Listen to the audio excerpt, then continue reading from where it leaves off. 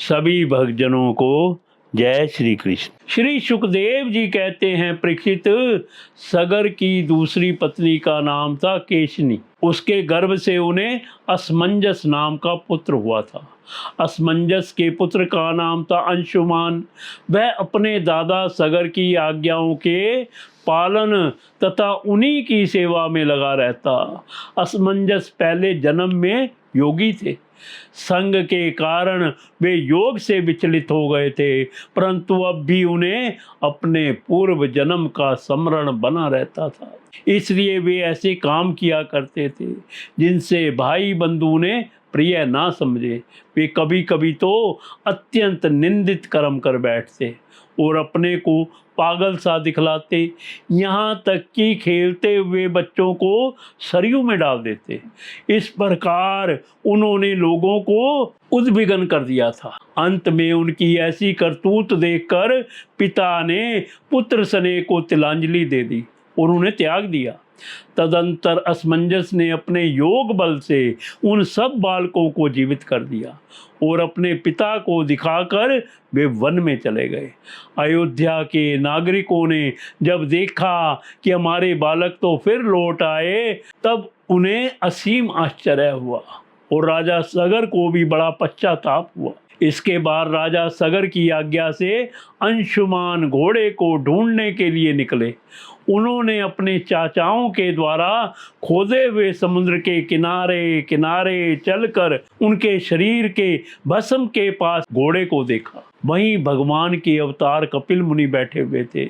उनको देखकर उदार हृदय अंशुमान ने उनके चरणों में प्रणाम किया और हाथ जोड़कर एकाग्र मन से उनकी स्तुति की। अंशुमान ने कहा, भगवान, आप अजन्मा ब्रह्मा जी से भी परे हैं, इसलिए वे आपको प्रत्यक्ष नहीं देख पाते। देखने की बात तो अलग रही, वे समाधि करते करते एवं युक्ति लड़ाते लड़ाते हार गए, किंतु आज तक आपको समझ भी नहीं पाए। हम लोग तो उनके मन, शरीर और बुद्धि से होने वाली सृष्टि के द्वारा बने हुए अज्ञानी जीव हैं, तब भला हम आपको कैसे समझ सकते हैं। संसार के शरीरधारी सत्वगुण, रजोगुण या तमोगुण प्रधान हैं। वे जागृत और स्वप्न अवस्था में केवल गुणमय पदार्थों, विषयों को और सुषुप्ति अवस्था में केवल अज्ञान ही अज्ञान देखते हैं। इसका कारण यह है कि वे आपकी माया से मोहित हो रहे हैं। वे बहिर्मुख होने के कारण बाहर की वस्तुओं को तो देखते हैं, पर अपने ही हृदय में स्थित आपको नहीं देख पाते। आप एक रस ज्ञान धन हैं। सनंदन आदि मुनि जो आत्म स्वरूप के अनुभव से माया के गुणों के द्वारा होने वाले भेदभाव को और उसके कारण अज्ञान को नष्ट कर चुके हैं, आपका निरंतर चिंतन करते रहते हैं।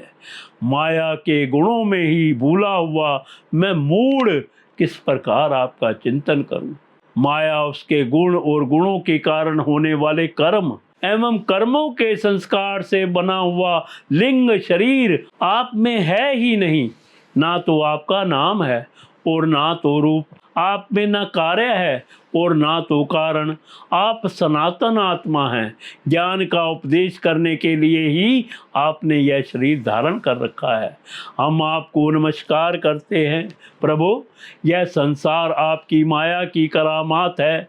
इसको सत्य समझकर काम, लोभ, ईर्ष्या और मोह से लोगों का चित्त, शरीर तथा घर आदि में भटकने लगता है। लोग इसी के चक्कर में फंस जाते हैं। समस्त प्राणियों के आत्मा प्रभु, आज आपके दर्शन से मेरे मोह की वह दृढ़ फांसी कट गई जो कामना, कर्म और इंद्रियों को जीवन दान देती है। श्री सुखदेव जी कहते हैं, परीक्षित, जब अंशुमान ने भगवान कपिल मुनि के प्रभाव का इस प्रकार गान किया, तब उन्होंने मन ही मन अंशुमान पर बड़ा अनुग्रह किया और कहा। श्री भगवान ने कहा, बेटा, यह घोड़ा तुम्हारे पितामह का यज्ञ पशु है, इसे तुम ले जाओ। तुम्हारे जले हुए चाचाओं का उद्धार केवल गंगा जल से होगा और कोई उपाय नहीं है। अंशुमान ने बड़ी नम्रता से उन्हें प्रसन्न करके उनकी परिक्रमा की और वे घोड़े को ले आए। सगर ने उस यज्ञ पशु के द्वारा यज्ञ की शेष क्रिया समाप्त की। तब राजा सगर ने अंशुमान को राज्य का भार सौंप दिया और वे स्वयं विषयों से निष्प्रह एवं बंधन मुक्त हो गए। उन्होंने महर्षि और के बतलाए हुए मार्ग से परम पद की प्राप्ति की।